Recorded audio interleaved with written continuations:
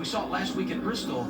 It nets them some points, and that's one of the reasons they have such an advantage over the cut line, because they are willing to give up some track position for the second, maybe final stage to gain some stage points. Yeah, the flip side of that, though, is we had a lot of people pit that time. So when Nick Sanchez does pit at the end of the stage, he's going to go a long ways back. And my fear is, you get the 10 points. If you're able to win the stage, you get the playoff point, but you put yourself in a really vulnerable position on the next restart. No doubt, but they were bleeding already, right? If that went to the end there, they were falling back pretty hard. I think this is, get the points when they're on offer.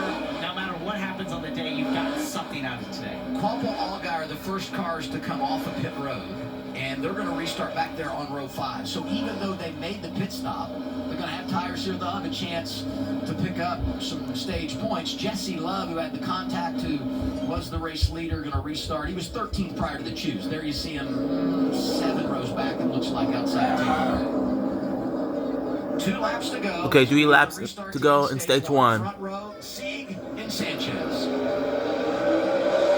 And Sanchez had a little experience, on these restarts, which I think played a big role in that. That bottom row has been able to get a really good launch compared to what we saw yesterday. Love on his inside. 2 laps to go.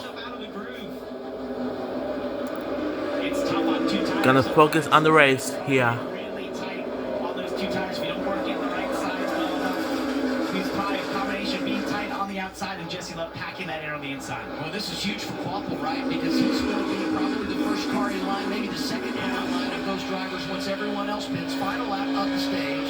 Sanchez, who was so strong early, leading 47 laps, lost the lead, but gets it back through a cycle of stops, and he's out in front of Retzloff. Here he is, 48, back to the green and white checkered flag. It's going to be the rookie, Nick Sanchez, who wins our opening stage.